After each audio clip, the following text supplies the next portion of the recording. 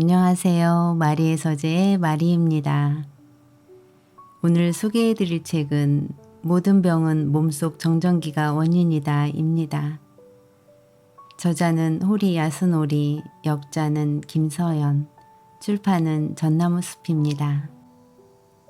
먼저 저자에 대해 알아보겠습니다. 호리 야스노리 박사는 일본 쇼와대학교 의학부 개공교수, 닥터3 의과학연구소 소장으로서 인류의 건강을 위한 연구와 개발에 힘쓰고 있다. 우리 몸속에서 정전기가 발생하고 그것이 쌓여서 건강에 해를 끼친다고 주장하는 사람은 호리 박사가 최초다.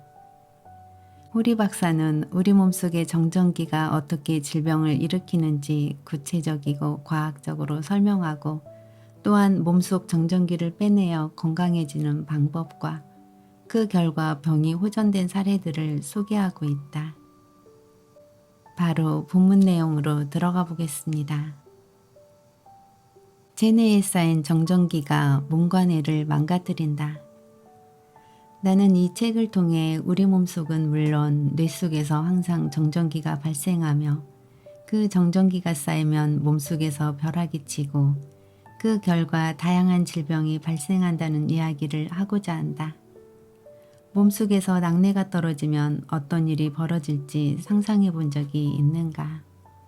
세포를 직격해서 유전자가 손상되면 암에 걸릴 위험이 증가하고 뇌에서 낙뢰가 쳐서 신경세포를 직격하면 신경전달이 끊기면서 알츠하이머병이나 우울증이 생길 가능성도 충분하다. 몸속에 쌓인 정전기는 체내 정전기이다. 이는 내가 붙인 이름이다. 정전기는 매일 시시각각 체내에서 발생한다. 체내 정전기가 다양한 질병의 원인이라는 것이 이 책의 주된 내용이며 체내 정전기가 질병의 원인이라면 정전기만 제거하면 다 해결되지 않겠느냐 하는 것이 그 뒤를 잇는 내용이다. 간단하게 체내 정전기를 제거해서 건강해지는 방법도 소개하고 몸속에 쌓인 정전기를 빼서 병이 호전된 사례도 함께 보여줄 것이다. 몸속에서도 정전기가 생긴다. 흔히 정전기라고 하면 대부분 체표면에서 일어나는 현상으로 이해한다. 하지만 찌릿찌릿한 정전기는 체내 정전기가 아니라 체표 정전기이다. 체표 정전기도 몸에 악영향을 미치므로 정전기가 잘 일어나는 옷은 안 입고 전기 제품에 둘러싸인 생활은 되도록 멀리하는 것이 좋다. 혈액이 혈관을 흐르거나 할 때 체내에서 정전기가 발생한다. 림프관과 림프액 사이에서도 호흡을 할 때도 심장이 박동할 때도 음식물이 소화관을 지날 때도 정전기는 발생한다. 이 책에서 다루려는 주제가 바로 체내에서 발생하는 정전기이다. 체표 정전기보다 훨씬 골치 아픈 질병을 만들어내는 원흉이 바로 체내 정전기이기 때문이다. 몸속 정전기를 제거했더니 증상이 나아졌다. 나는 모든 질병에 체내 정전기가 관여한다고 생각한다. 특히 아토피와 탈모를 비롯한 피부질환, 사회문제로까지 된 알츠하이머병과 우울증, 또한 컴퓨터 앞에서 장시간 앉아있는 사람일수록 탈모를 조심해야 한다. 전자제품에 둘러싸이면 몸의 표면에서도 체내에서도 정전기가 발생하기 쉬워진다. 특히 머리카락은 정전기가 일어나기 쉬운 곳이다 보니 모근의 지방에는 정전기가 잘 쌓인다. 그래서 낙전 현상이 일어나 모근이 약해지고 결국 머리카락이 잘 빠지는 것이다. 체내 벼락은 활성산소 이상으로 몸을 해친다.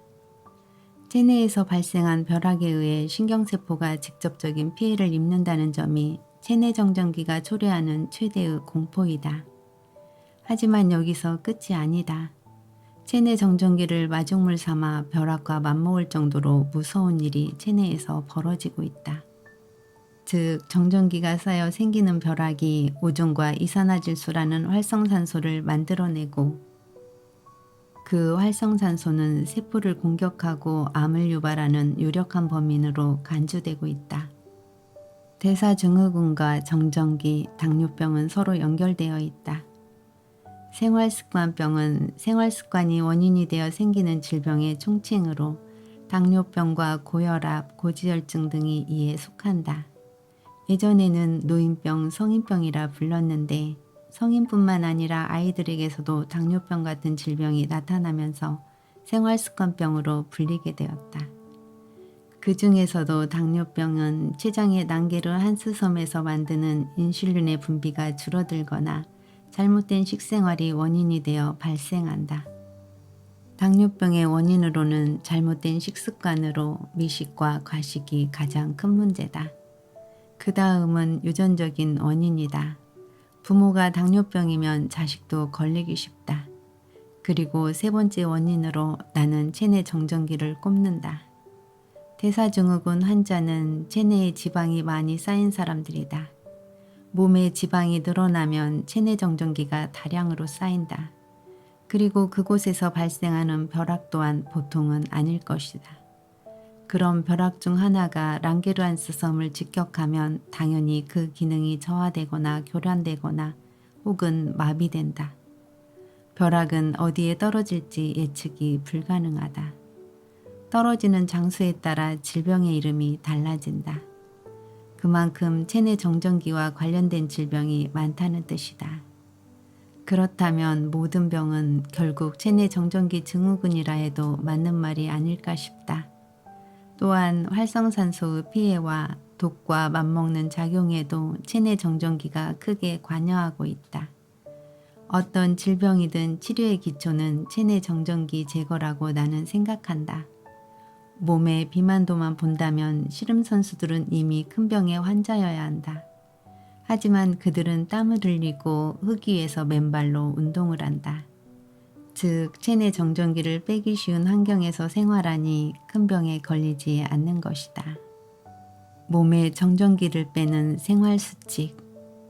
누워있는 시간이 길수록 체내 정전기의 양도 늘어난다. 병이 나면 누구나 일단 눕는다. 몸을 쉬게 한다는 의미에서 누워서 쉬거나 자는 것도 나쁘지 않지만 내리 잠만 자는 것은 곤란하다. 왜냐하면 누워있는 것은 몸을 절연된 상태로 만들어 체내 정전기를 빼낼 도리가 없게 만들기 때문이다. 오히려 밖으로 나가 걸어야 한다. 그러면 무심코 흙도 만지게 되고 접지된 무언가에 손이 닿는가 해서 정전기를 빼낼 기회와 마주칠지도 모른다. 하나 더 덧붙이면 수면 시간이 너무 길면 알츠하이머병, 우울증에 걸리기 쉽다. 이는 지극히 당연한 일이다. 자는 동안 몸속에서 정전기가 쌓이기 때문이다. 그러니 수면 시간은 되도록 7시간 정도로 제한하고 더 오래 자고 싶다면 5시간 정도 간격으로 중간에 일어나서 손을 씻거나 정원에 나가 흙을 만지는 식으로 몸속 정전기를 빼낼 필요가 있다. 나는 엄지와 검지로 집은 분량의 소금을 물에 섞어 마시기를 추천한다. 체내 정전기의 균형을 잡아주는 소금까지 섞어 마시고 체표 정전기와 함께 접지시킨다면 건강이 회복되리라고 생각하는 것이다. 소금에는 미네랄이 다량 함유되어 있어서 소금을 먹게 되면 체내 정전기가 중화된다. 충분한 영양과 휴식에 그치지 않고 체내 정전기까지 빼낼 수 있는 것이다. 잘 때는 머리를 북쪽에 두고 눕는다. 지구는 거대한 자석이다. 지구는 자석이기에 자기력선은 N극에서 S극, 즉 남극에서 북극으로 향한다. 우리가 자는 것은 그런 자기력선상에 몸을 누이는 것이다. 그리고 우리 몸에서는 혈액이 흐른다. 자기력선 위를 혈류가 가로지르면 그곳에서 전기가 발생한다. 지구의 자기력선과 혈류로 발생한 자기력선 사이의 방향 관계를 보면 동서방향으로 누우면 혈관 내에서 이온의 편향이 생기게 된다. 그래서 머리를 북쪽으로 두고 잘 때 정전기가 가장 적게 발생한다는 결론이 나온다. 이렇게 하면 안도감이 근육을 이완시켜서 혈류를 좋게 하기 때문이다. 요즘에는 건강을 위해 자석을 사용하는 사람들이 많다. 자석은 독도 되고 약도 되는 양날의 칼날이다. 자석에도 부작용이 있다는 사실을 알아두는 편이 좋다. 자석을 장기간 사용하면 혈류의 전기분해를 조장하기 때문에 되도록 장기간 사용하는 것은 피하는 편이 좋다. 참고로 자석 반창고는 에너지가 부족한 허체질의 사람에게는 매우 효과적이지만 에너지가 충분한 사람에게는 역효과가 난다. 땅에 손을 대기만 해도 몸속 정전기가 빠져나간다. 맨발로 흙을 밟고 풀을 밟으면 자연스럽게 몸속의 정전기가 빠져나간다. 건강해지고 싶다면 신발을 벗고 맨발로 흙을 밟고 다니자. 건강은 맨발에서 시작된다. 바닷물이 밀려오는 해변이면 더더욱 좋다. 바닷물에 젖은 모래사장을 걸으면 정전기가 제일 잘 빠져나간다. 밭일을 하거나 정원을 가꾸는 방법도 효과적이다. 밖에서 흙을 주무르다 보면 기분도 개운해진다. 낚시도 좋다. 바닷물에 손을 담그고 바위나 흙을 만지다 보면 자연스럽게 정전기가 빠져나간다. 물론 해수욕도 효과가 좋다. 아파트라면 화단이나 단지 내 공원처럼 흙이 드러난 곳이 있다. 그곳을 미리 알아두고 아침 저녁으로 들러 손으로 토닥토닥 흙을 두드리자. 그 행동만으로도 접지되어 몸속 정전기는 빠져나간다. 할 수만 있다면 소금물을 뿌려서 젖은 흙 표면을 만지면 더 효과적이다. 식습관으로 정전기 발생을 억제한다. 첫째, 편식을 하지 말아야 한다. 왜 편식이 안 좋을까? 정전기는 혈액이 혈관벽을 스칠 때 대량으로 발생한다. 이때 혈관벽이 양전하로 대전되느냐 음전하로 대전되느냐는 혈액의 질에 좌우된다. 줄곧 같은 음식만 먹으면 혈관벽과 마찰하는 혈액의 질도 같아질 가능성이 높다. 그러면 음전하인지 양전하인지는 모르나 항상 같은 종류의 정전기만 쌓이게 된다. 반면 아침에는 채소를 먹고 점심에는 고기를, 저녁 때는 생선을 먹는 식사를 계속하면 아침에는 혈관벽에 양전하가 쌓였다가도 점심때가 되면 음전하로 바뀐다. 즉 양전하, 음전하가 상쇄돼서 정전기가 쌓이기 어려워진다. 결국 식사는 이것저것 골고루 먹어야 좋다는 상식은 체내 정전기 관점에서도 옳은 상식이라고 할 수 있다. 둘째, 미네랄을 충분히 섭취해야 한다. 영양소로 필요한 미네랄을 필수 미네랄이라고 한다. 미네랄은 우리 몸속에서 다양한 작용을 한다. 그것도 서로 기량하거나 도우면서 작용한다. 모든 질병을 파고들면 미네랄 결핍이라는 원인에 도달한다고 라이너스 폴링 박사는 말했다. 그 정도로 미네랄은 중요하다. 그러면 이온, 미네랄, 정전기는 어떤 관계가 있을까?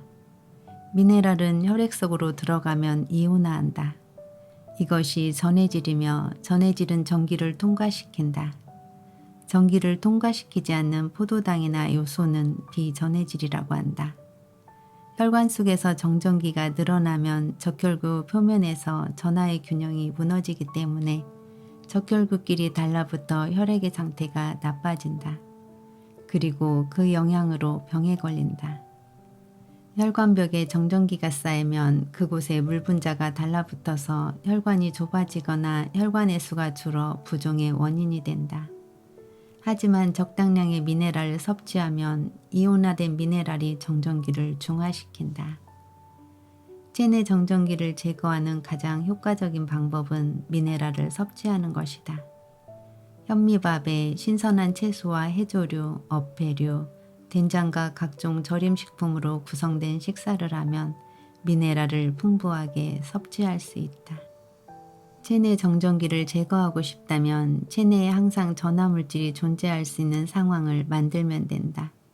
그렇게 하면 정전기가 발생해도 미네랄이 지닌 전하가 중화해준다. 요점은 되도록 패스트푸드를 멀리하고 전통식 위주로 식생활을 하는 것이다. 오늘은 여기까지입니다. 감사합니다. 사랑합니다.